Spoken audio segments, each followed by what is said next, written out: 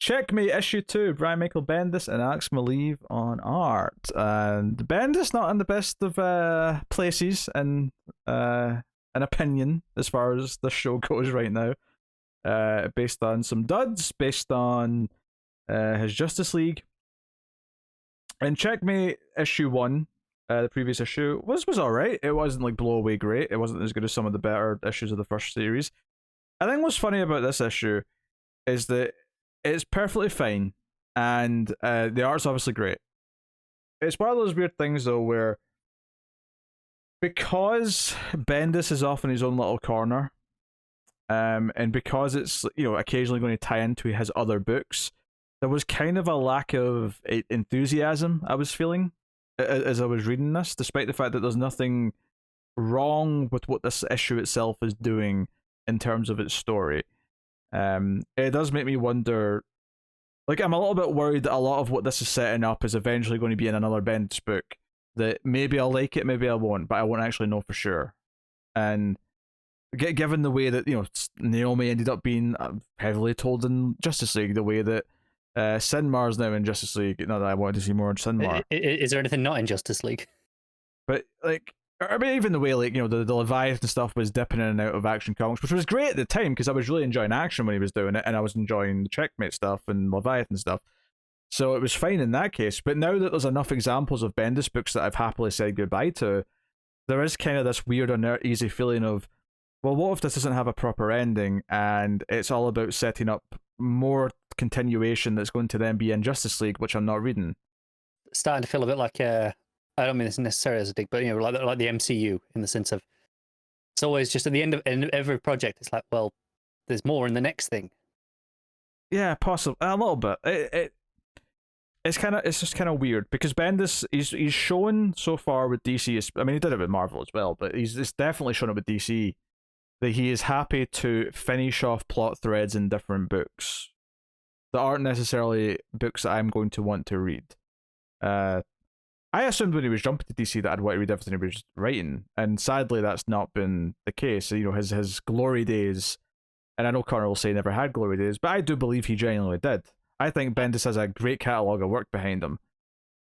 While I don't like it, I can believe that some of it is better than others.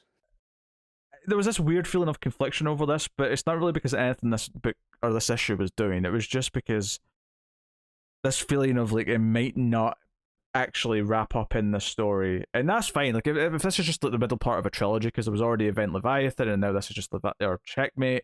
Maybe there'll be a third one, and that'll complete the trilogy, and that'd be fine because it would just effectively be just be more of this book, and that's okay. The main beats here, there's some stuff with Mark Shaw. It plays with time a little bit, but effectively Lois Lane gets abducted. Oliver and Question are sort of guarding her in the meantime, but the lake house she goes to, the entire house gets taken by their teleporting tech.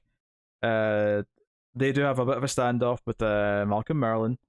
So there's some fun art here, some arrows flying back and forth. There's a fun little element where Oliver fires an arrow off and hits the ship, but it's one of those like delayed explosive arrows, and it doesn't go off until it's teleported back to base. So the ship kind of like has this big explosion coming from it when it gets back there, right in front of Mark Shaw. There's also a fun beat where Talia, who's been held captive, breaks free and kills a bunch of people at Leviathan. Mark Shaw suits up into his Leviathan outfit and he has a big fight with her. And it's, again, great art, a lot of use of shadows. There's a 2-page layout where it all takes place kind of in the dark, and then he like blasts her with electrocution stuff, and then we go back out of the light. And Superman shows up, and there's this cliffhanger with this scene where Superman shows up to save Talia. And then we come back to the final page, which is Shaw finally confronting Lois after like taking the lake house, and he basically says, "Did your husband tell you what we spoke about the last time he was here, invading my country?" Because that's how he phrased it. He said that Superman was invading his country. Because if you've forgotten, Leviathan have like declared Markovia as Leviathan. That's not new. That's been established. No, this is just me never paying attention to anything you talk about when it comes to Bendis. Usually also, because Matt's here and I don't have to listen. yeah, so that's perfectly fine. The time jumping back and forth is a little bit confusing. There's a little bit of like now 2 weeks ago, then when does this scene take place? There's a little bit of confusing with that. Because I didn't necessarily get where the Talia stuff was taking place, but then when it cut forward to the Lois stuff, it was very clear that that happened in the past. I mean, I say like I wasn't sure where that was taking place. I meant in relation to the other stuff with Shaw early on. But it like the art is gorgeous, and I typically like the stuff that it's playing with. But I have to admit, my general kind of apathy for the Bendis stuff right now is making it harder to just like invest in this because I'm not sure if I'm going to get the payoffs that I need from it, and that's upsetting. And Cars get such a. I am relishing in your unsatisfaction. It's really frustrating. I give it a 7 because it's perfectly solid. I feel like I'd probably be liking it more if I wasn't so down in Justice League right now. And I know you're like, why does that affect this? But because he just has things. Because I mean, hell, in Justice League, there's already a plot thread that before I start reading it with Oliver and Dinah and someone tied to Checkmate. Like that's already been a plot beat in Justice League, so I already feel like there's stuff going on in that I'm missing now by not reading more of it. Wasn't all the? Like, I'm assuming this was in this book because it was on the cover. The Damon Rose stuff. Wasn't that all in last issue of Justice League? Yeah, that was in Justice League. Yeah.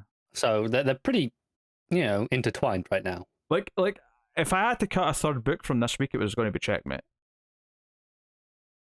Like that's where it was standing, and I didn't. I only cut 2. This is the most -7. Because it's not a bad book on its own. It's only bad by the fact that or the only bad thing about it is that it's tying like other plot threads that are related to it are playing out in other books that I don't want to read. I feel like you're like just channeling Matt a little bit, where he'll complain about a book for 5 minutes and then go, "It's an 8."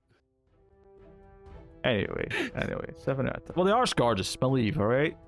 No, all right, that's probably worth a 7 on its own. There's some objective stuff there.